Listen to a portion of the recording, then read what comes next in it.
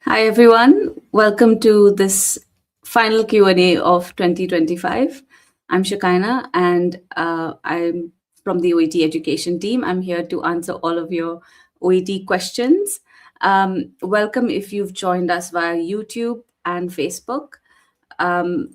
The format of the session is really, really simple.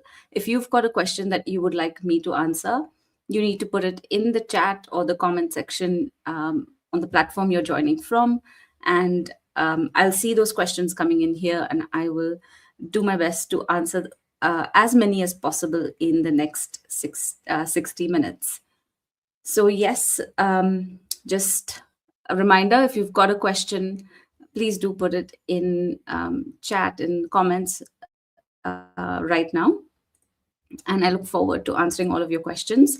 If you have got a test coming up towards the end of this year, shortly, you might have some burning questions you want answered. Or maybe you're here because you're planning to take OET in 2026. So if that's the case, then all questions are welcome. Remember, there's no such thing as a silly question. Please do feel free to ask what's on your mind. We love answering your questions. We love hearing from you. All right, so we've got some questions that have come in already. And I'm going to pick up this question here from Danyas, who joins us on YouTube, who's asking, can we write social history and past medical history together? So this is a question related to writing, obviously. And the way that we want you to think about the writing test is not to think about your letter in a way of a template. So don't have a template already pre-decided before you see the case notes.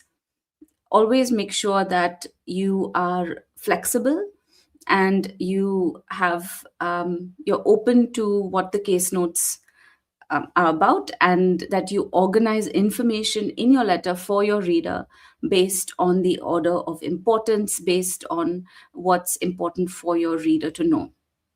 So yes, if there are there might be a set of case notes where social history and medical history could go well together in one paragraph and make sense for the reader, then you could definitely do that.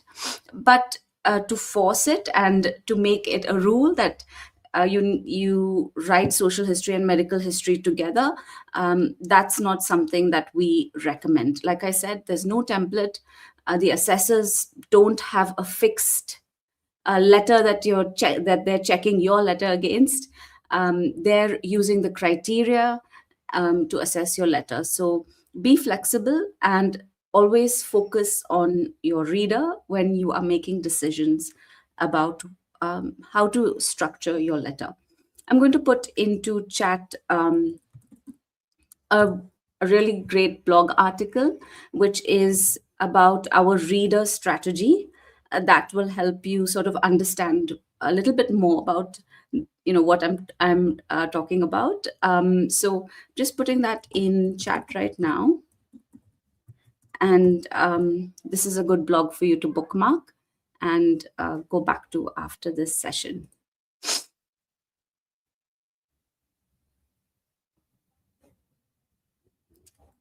All right. I've got a question here from Lilu, who's asking how to be careful when you're solving reading part C. All right, so I'm just going to take your question off there, Lilu, and put up some tips for reading part C that are hopefully going to answer that question.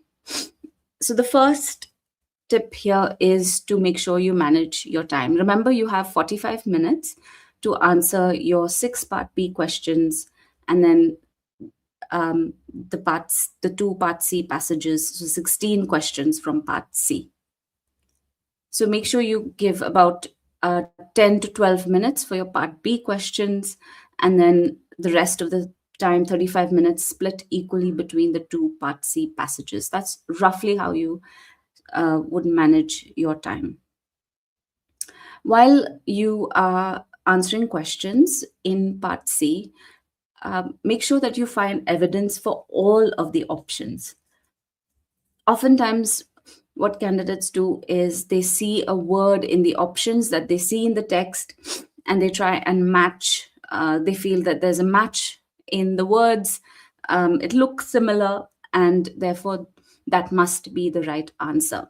But what you need to do is engage with the meaning of the text and um, find evidence from the paragraph for why your answer that you've chosen is correct and why the other options are incorrect. So you need to have evidence for both. This could take a bit of time to get used to as you're practicing. You could take a little longer to finish a part C question during your practice, because you are trying to find evidence for the correct answer as well as the incorrect answers. But over time, you'll get better at it, and it will be something that your brain will be able to do almost automatically. The third tip is to try to answer the question using the text only before looking at the answer options. The answer options aren't as important as the question and the text.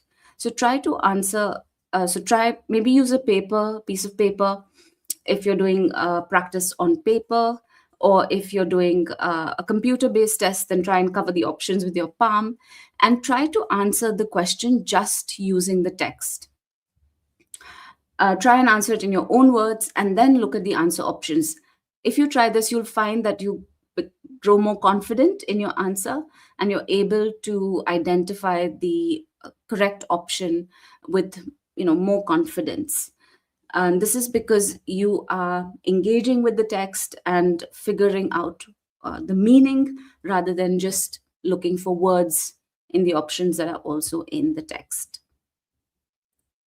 All right, so hopefully those tips have helped. All right. I have a lot of questions coming in, so thank you for all of those.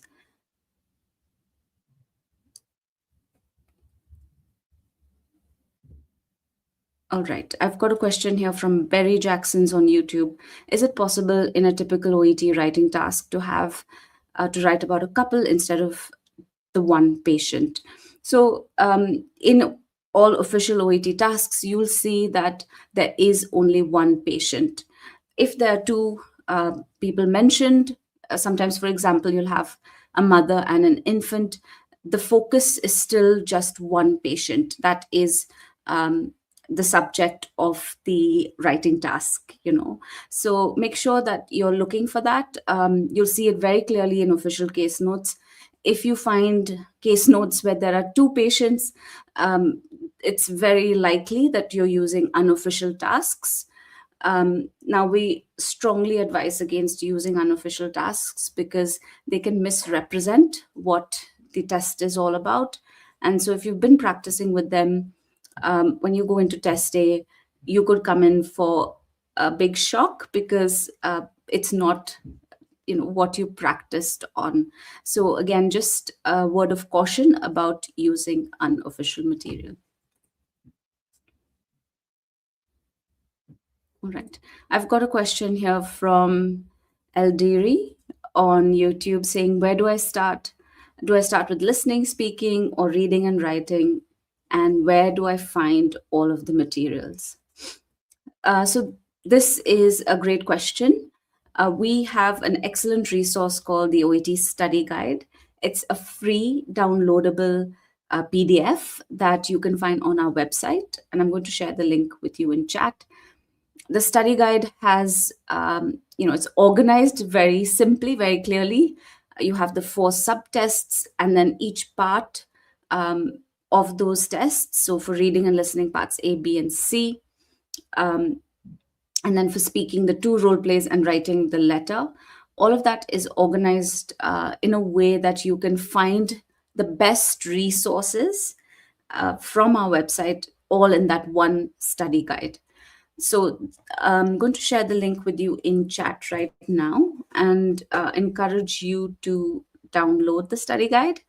Um, like I said, it is a free resource, and it's something that you can save and use in your preparation. All right, now what I might do is actually just share my screen so you can see the study guide, and give you an idea of what it is like. So hopefully you can see that. So this is our study guide. Um, you have the content section, and as you can see, you have each part of the test, and general information about the test at the beginning and at the end. Now, for example, if we take a look at reading, we've got beginning with just learning about the reading subtest. So you've got our master class. There's an opportunity for you to take a sample test to understand what it's all about, and also take a guided reading test. So that is something you can do to get to know the test. And then you've got a focus on part A. In the same way, you've got a focus on part B and C. And as you can see there, there's excellent resources linked, like I said, all in the one place, where you can find lessons, blogs, uh, videos that are going to give you the most important information about that part of the test. And then finally, you've got reading resources, which give you an idea of where you can go to read outside of OET tasks. That is a really important part of preparation, because that is where you'll see your skills develop and improve a lot more. And then finally, you've got sample tests. So this is something, like I said, you must bookmark, you must download. That's the best place to start. And where it comes to the subtests, which one to start with, you can start with whichever one that you feel comfortable beginning with. There is no rule about where you should start. It's all about how you want to approach your preparation, and where you feel confident with which subtest you feel confident starting with. All right. Moving on.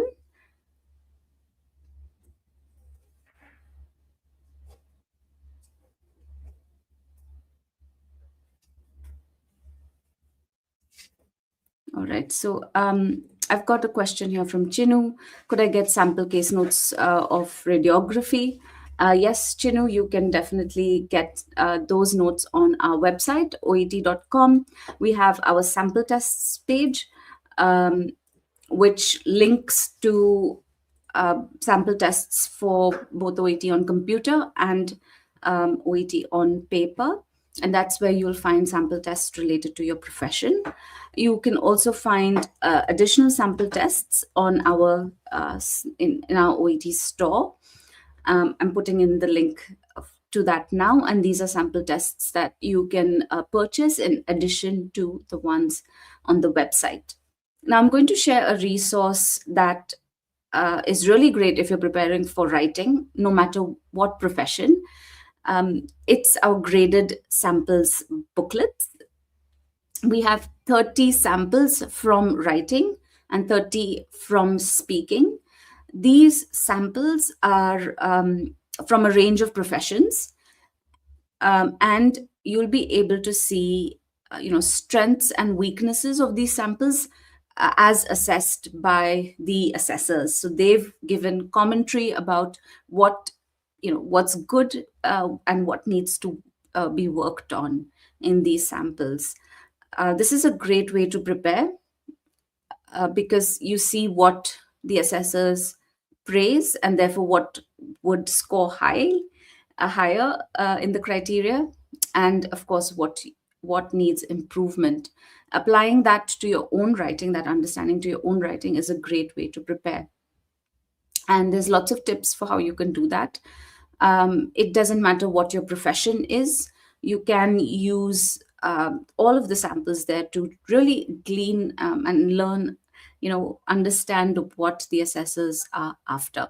So I'm going to put that in chat as well, our graded sample booklets and our writing booklet. Um,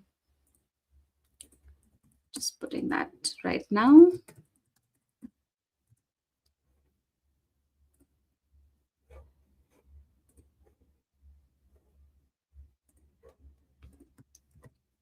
And it is a free resource, so there's nothing that you need to pay. You just need to download this from our website.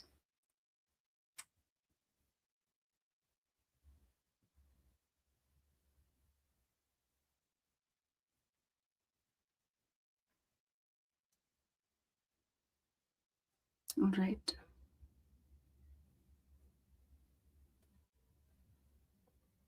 Some great questions coming in, and I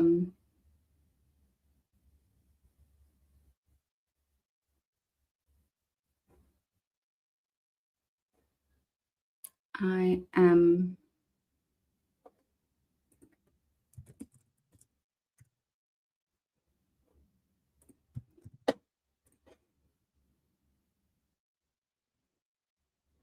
All right, I've got a question here from Satish, asking any changes for computer based tests in 2026.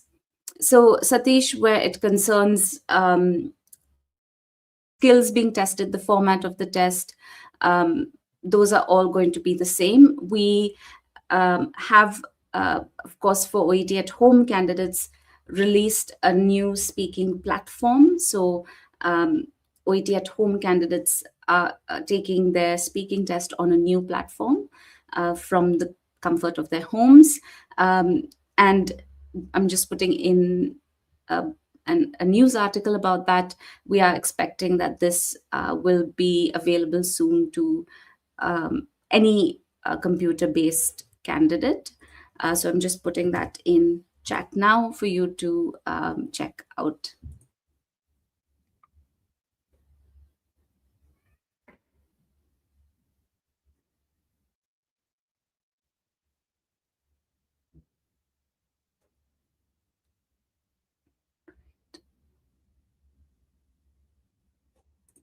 I've got a question here from Barry. Can I write all my answers in reading part A and listening part A in all caps? And also when in writing the address, which is better, the cardiologist or uh, just cardiologist? So, yes, you can write your answers in all caps for reading and listening part A. Make sure that you use this style consistently. So, you're not switching between lowercase and uppercase in between your answers. Make sure that it is written clearly, consistently, in a way that the assessors are not going to be confused with your handwriting and with what you have written, with the style you've chosen. When it comes to the second part of your question, when writing your address, you could write cardiologist or you could write the cardiologist. It doesn't matter.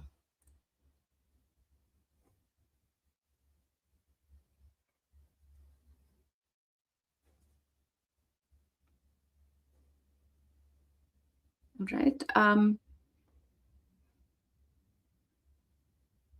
I've got a question here from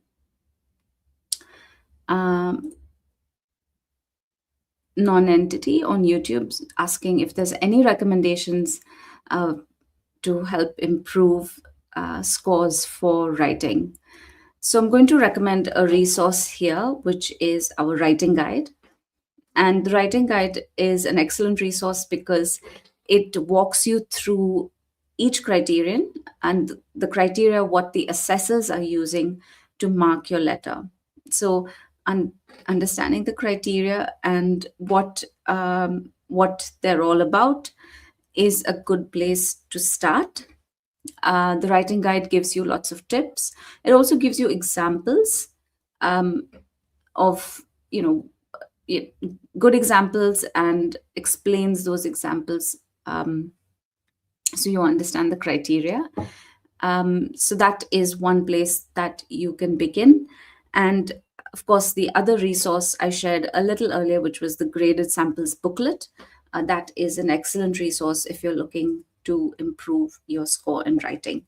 So I'm just putting into chat now the writing guide.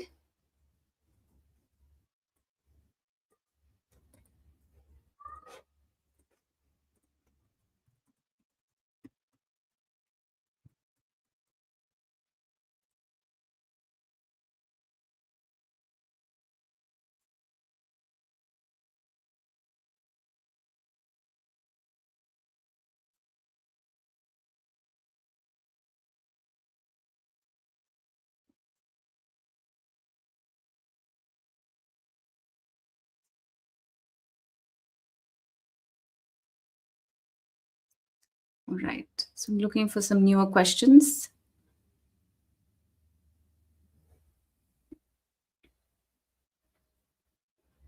Right. From Nitin, where can I find good practice tests or links and strategies for reading and listening, part C in particular?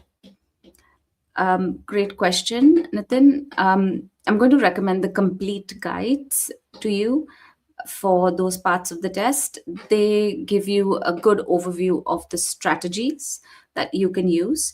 And at the end of those guides, there's excellent resources where you can go and read more, listen to more. That's where you'll find that you improve your skills the most. So I'm just putting in those links now. And the complete guides are resources that you will find to parts A and B as well. So it doesn't just stop at part C. There's complete guides for each part of those two subtests. So just putting in complete guide to part C now, and the complete guide to listening, part C as well.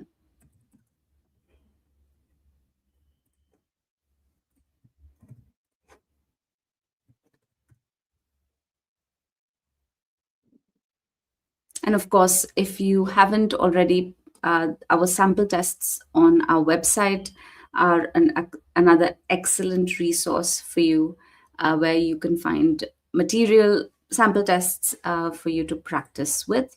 And that's on our sample tests page, which I'm also putting in chat again.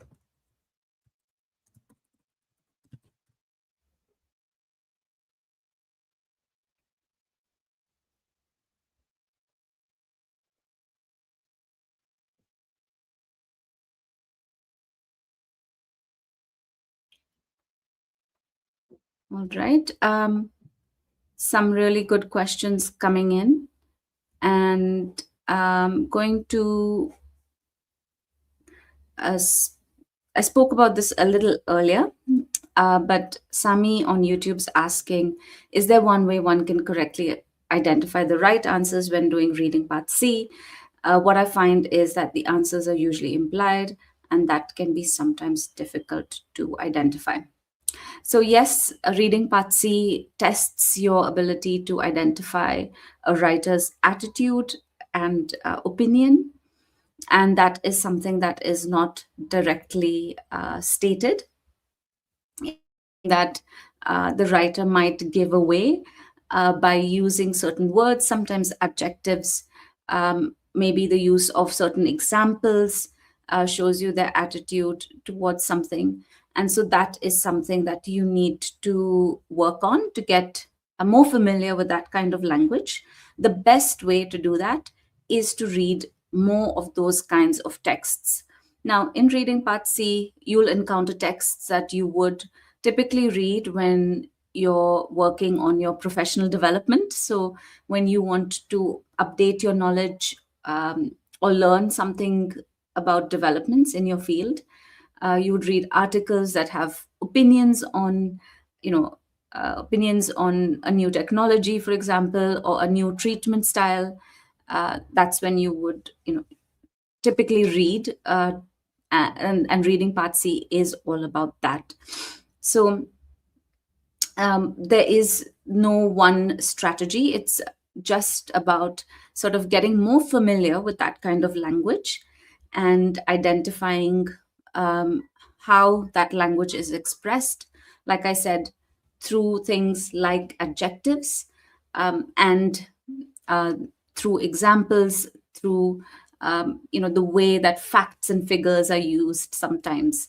So I'm going to recommend to you the Reading Week playlist, which is an excellent resource. There are dedicated videos for each part of the test, and there is obviously one video on reading part C that takes you through and helps you understand some of these skills, and also really good to watch the first video of the Reading Week, which explains in more sort of general terms the skills that you need to the skills that you need to succeed at part C.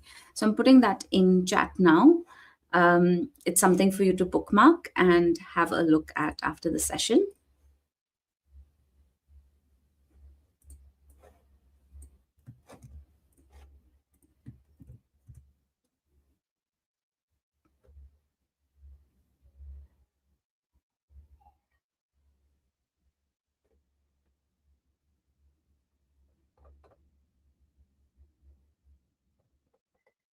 All right.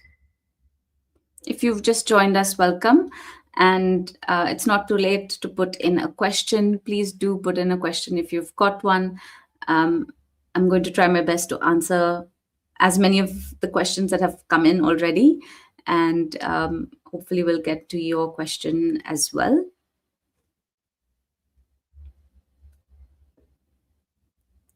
Right.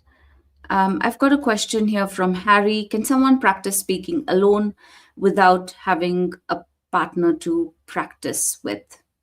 So, Harry, there are definitely some things that you can do on your own to prepare for speaking.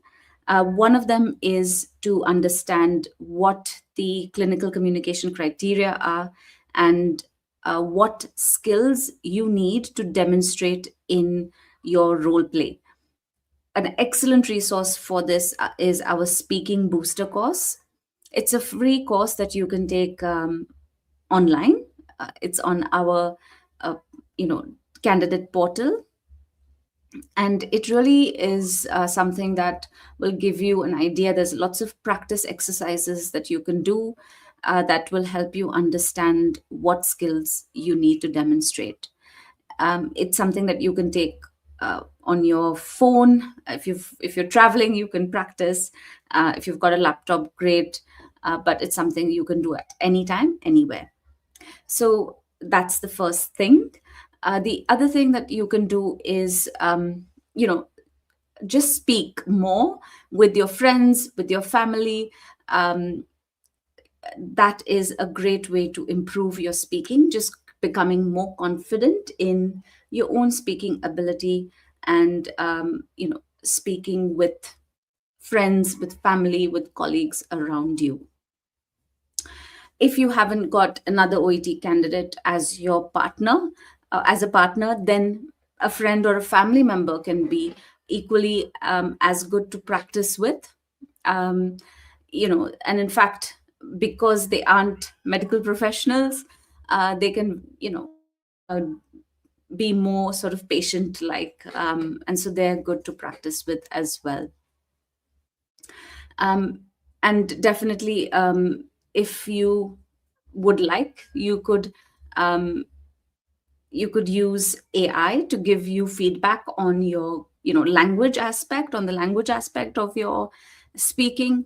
That's something that you could explore as well.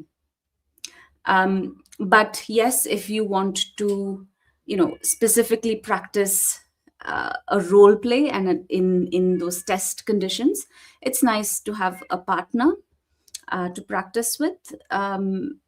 that's definitely great, but that shouldn't stop you from practicing speaking in all of those ways that I've just described. And I'm just putting into chat our speaking booster course. And like I said, it is a free course that you can register for and take at any time. The link coming in through chat now.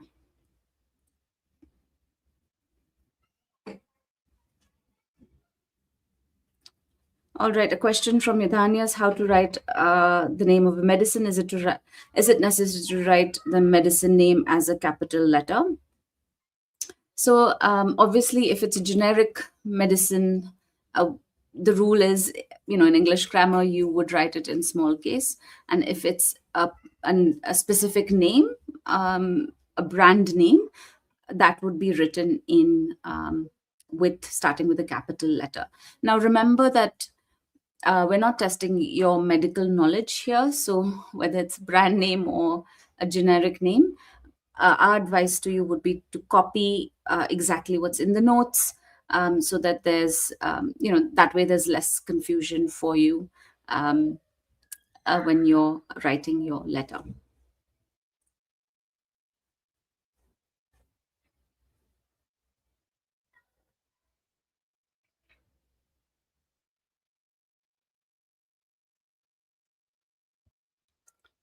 I've got a question here from Berry. In writing, is it a must to make all the paragraphs the same number of lines, or it doesn't really matter if the information is well conveyed?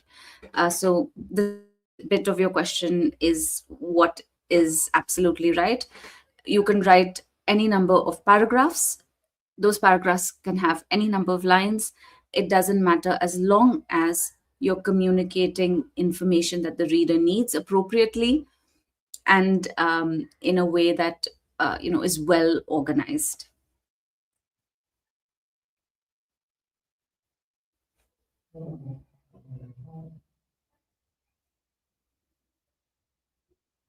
All right, so just moving on to some newer questions that have just been coming in.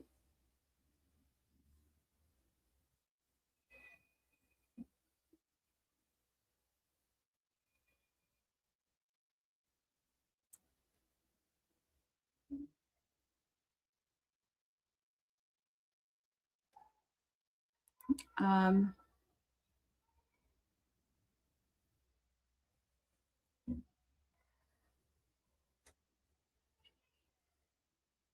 all right.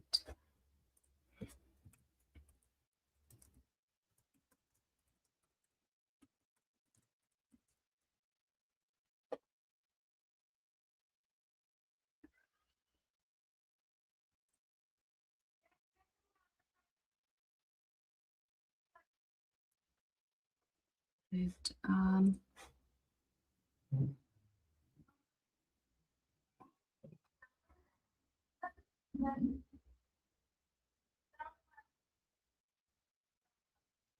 I've got a question here from Mohammed, who joins us on YouTube, saying, how do I score the maximum in reading part A and part C?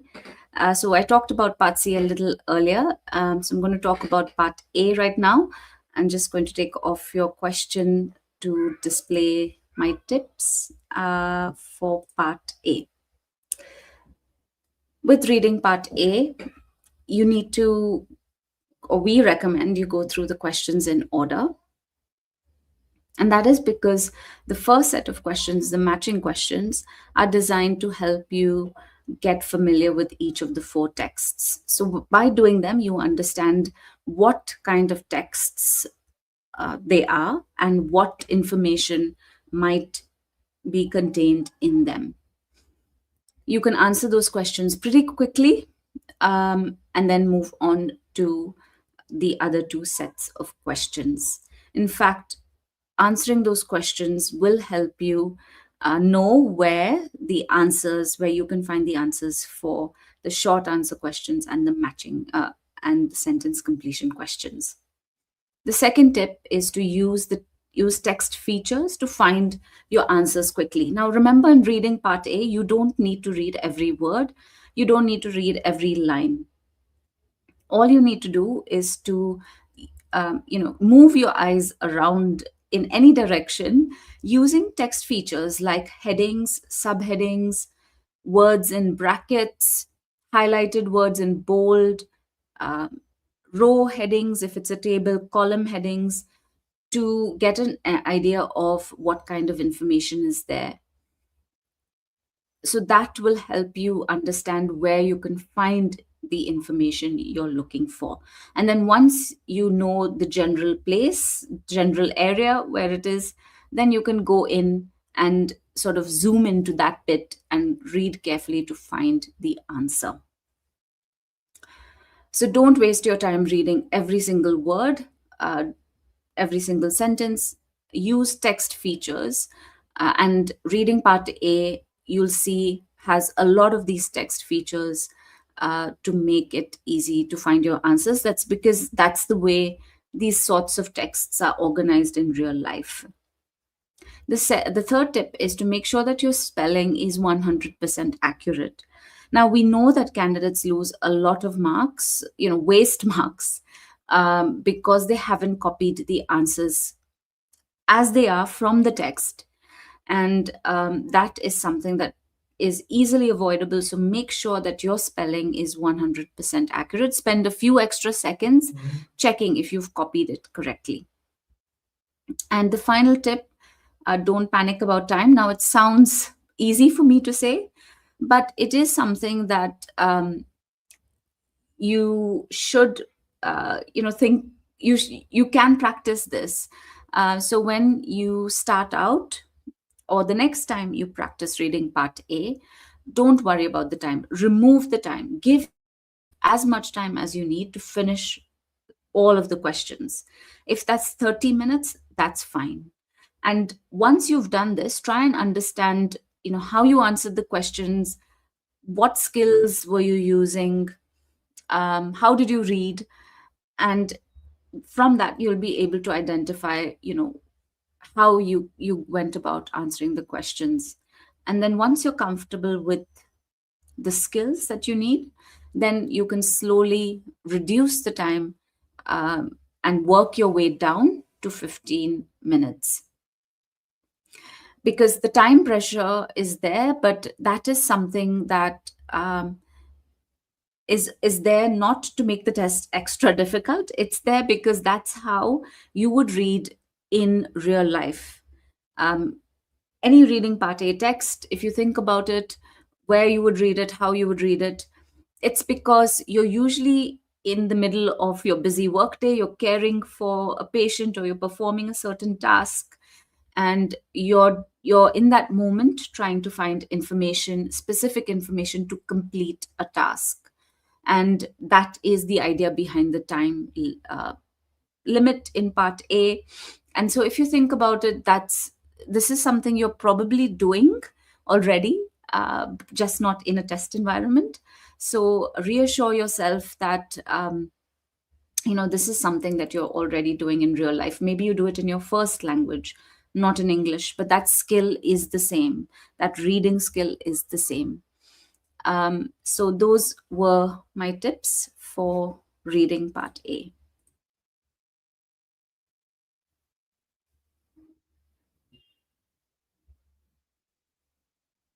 Okay, I've got a question here from Malesh on YouTube saying, where do I find research articles and journals for familiarizing with reading part C? That's an excellent question.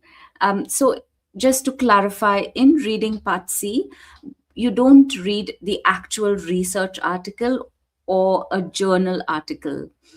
What you are reading is an article that's it's for it's a article of general medical interest, and which means that it's not the research article itself.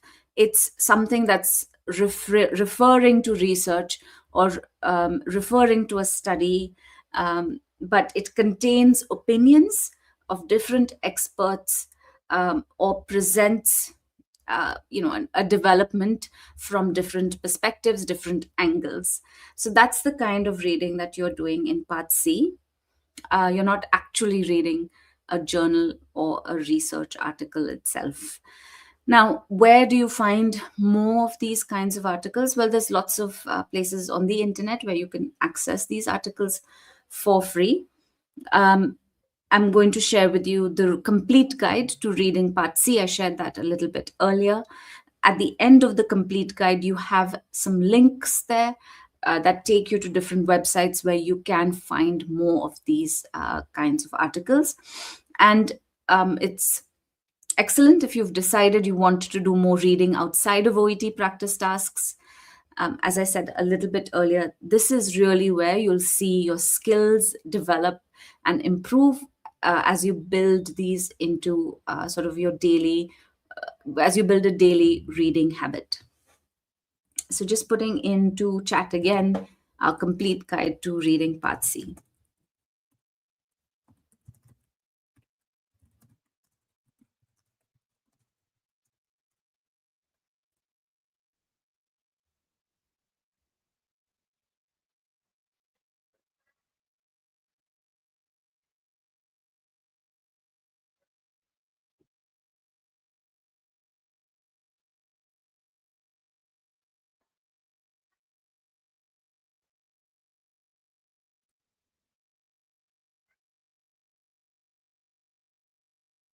Okay, just looking for some new questions again.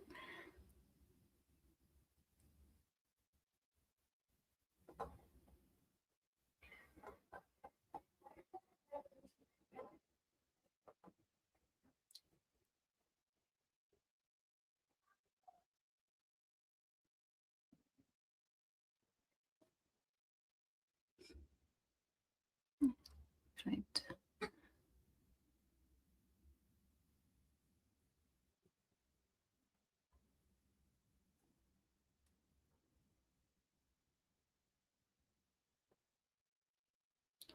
So if you've just joined us, again, it's not too late to put in a question. Please do feel free to add a question to the comments or the chat wherever you're joining from. And I hope to get to it very soon.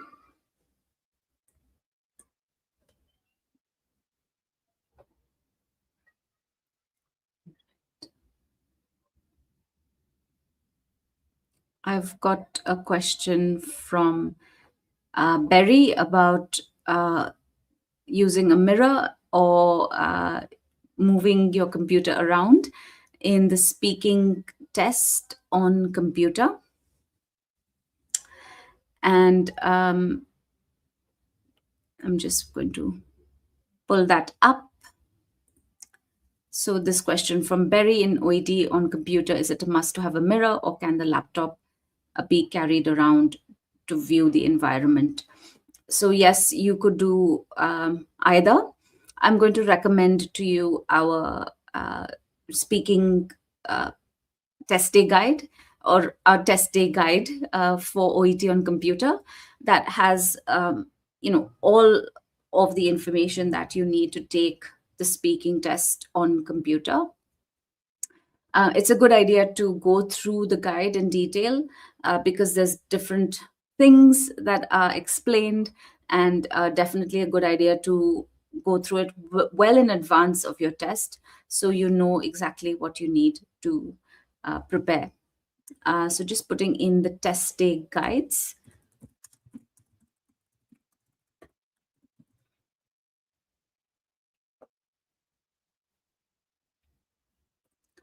So like I said, the guide gives you information on what happens on test day, but also what you need to do in advance to prepare.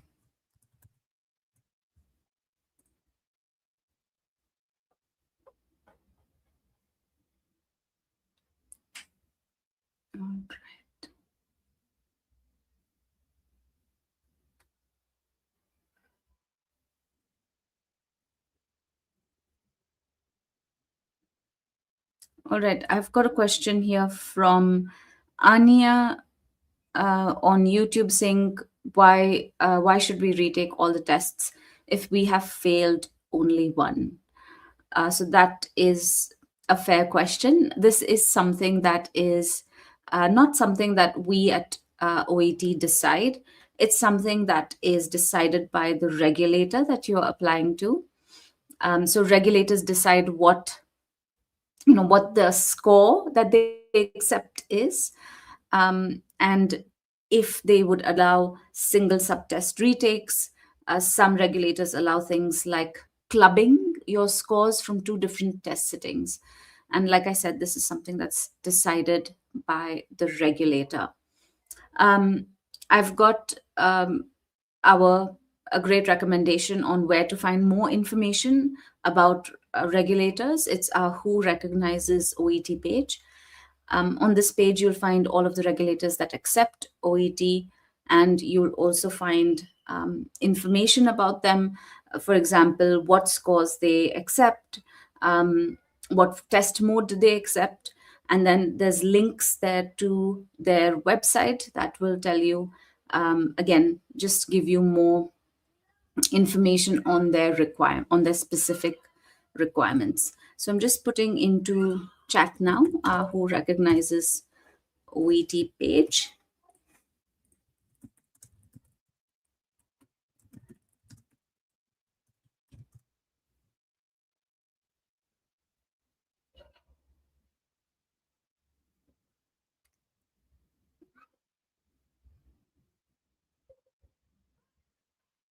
A question here from Berry. Uh, can I write please note with a comma and please note that without a comma are both correct? Yes, they're both correct. You haven't written the full sentence, but commas do depend on the full sentence, and so just make sure that everything else is well punctuated, but both of those would be correct ways to begin.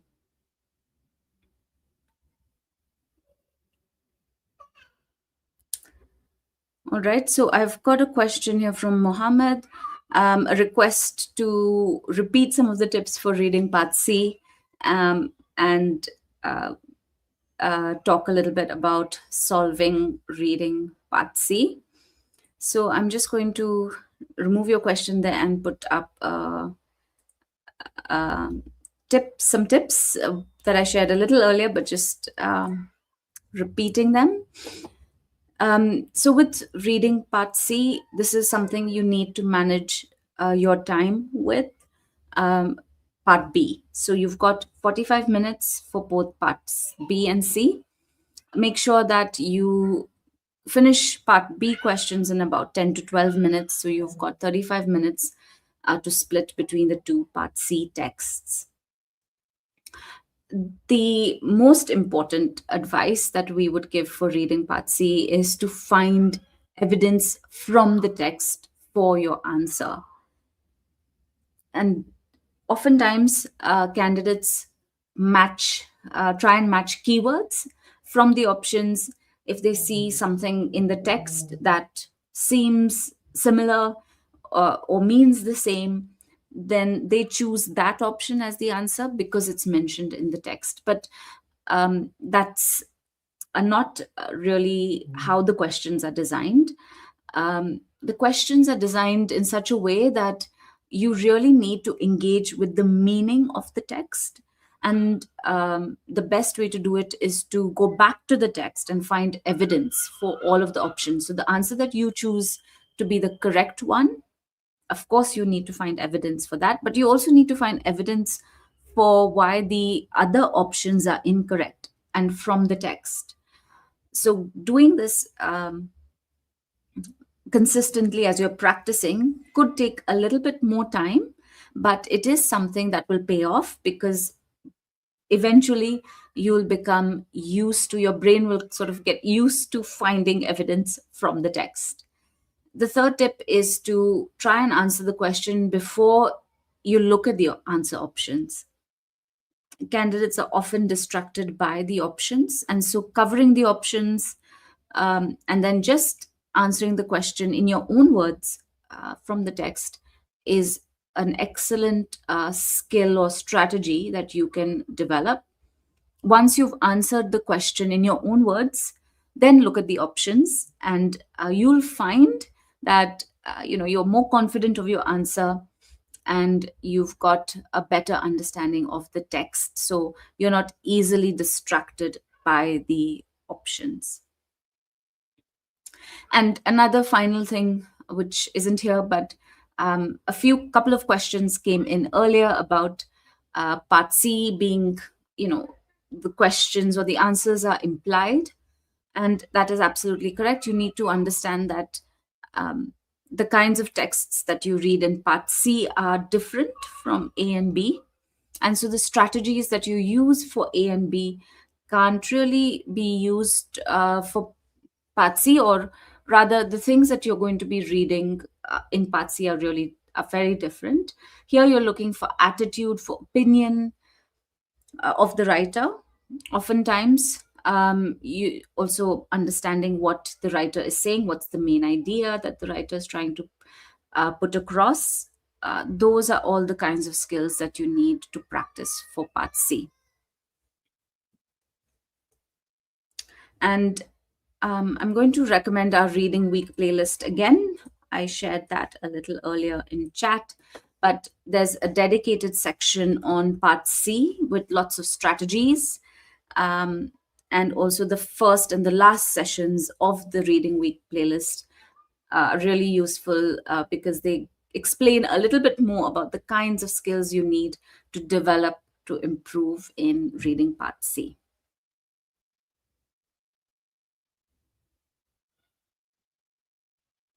All right, I've got a question here from Malesh. Are there any tips to improve listening part C?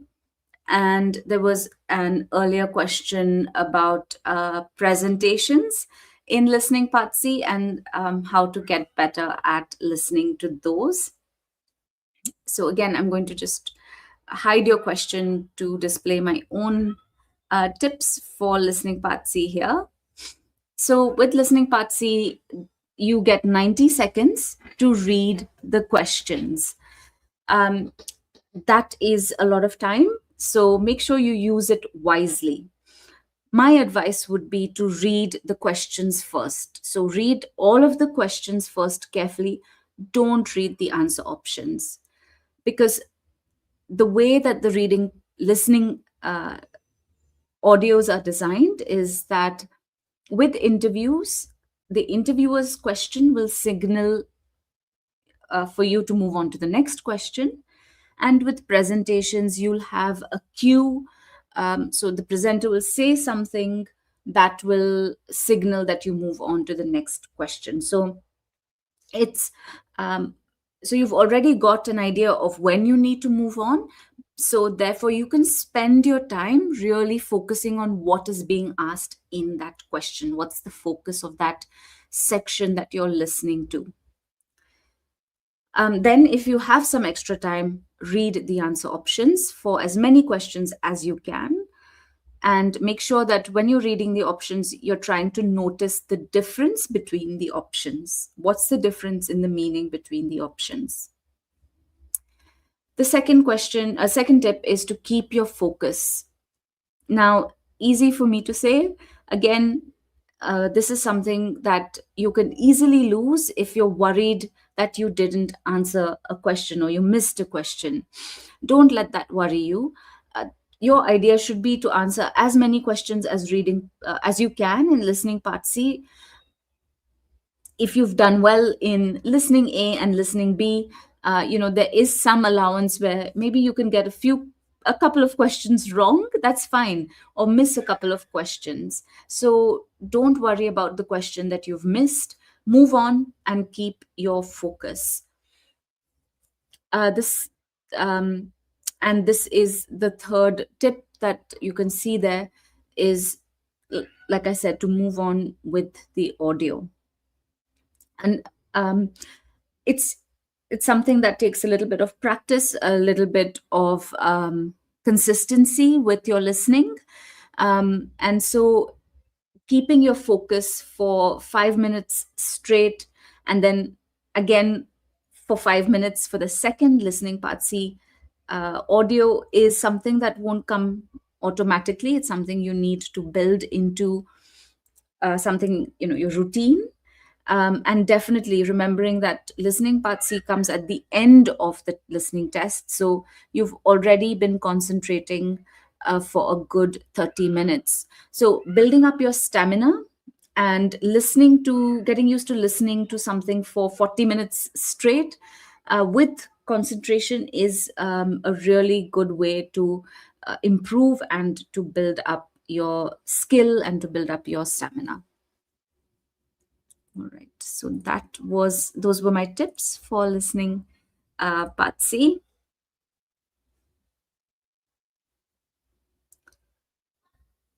All right.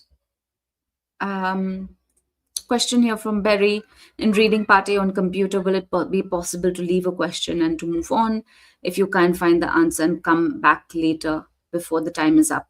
Yes, within the 15 minutes for part A, you can definitely come back to a question if you've missed it. In fact, that's a really good strategy, is to move on and not stay stuck on that question. You could find the answer, as you're looking for the answers to other questions. But remember that once your 15 minutes is up and you have moved on to parts B and C, you cannot return to part A. And that's both for the OET test on computer as well as on paper.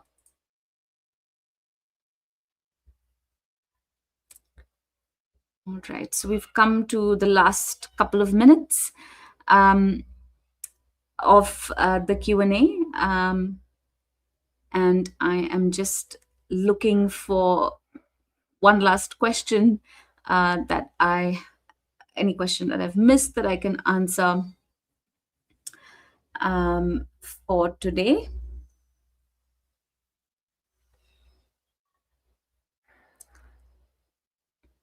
And perhaps what I will do is to actually talk about one of our resources again, and talk about where you can find these resources if you're preparing for OET in 2026. So I'm just going to share my screen again and talk a little bit about our ready page. All right. So this is our ready page. It's one page where you'll find lots and lots of resources to help you in your preparation. So the study guide is something that I shared a little bit earlier. This is something that you can download. We've also got our intro courses, and this is where this is a course that I would encourage you to take, even if you have been preparing for OET for a little while. You know it OET well. You feel you know the test well. The intro to OET course really helps you understand the context of the tests and helps you understand why the test is the way it is, and that sort of gives you more confidence in your preparation. So please do complete the OET, the Intro to OET course. There's one for doctors, one for nurses, and for allied health professionals. And then, of course, you've got lots of other resources. You've got excellent blogs, short blogs that answer a lot of frequently asked questions. We've got videos like our master classes, those are excellent as well. And frequently asked questions as well. So this ready page is something you should bookmark, and I'm going to share the link with you in chat just for you to bookmark and to keep at hand as you go into 2026. And with that, I'm going to end the session. If you have joined us in a Q&A this year, thank you very much. We love answering your questions and hearing from you, and wishing you a great new year coming up ahead. We'll see you at a Q&A in 2026 very, very soon. Bye for now.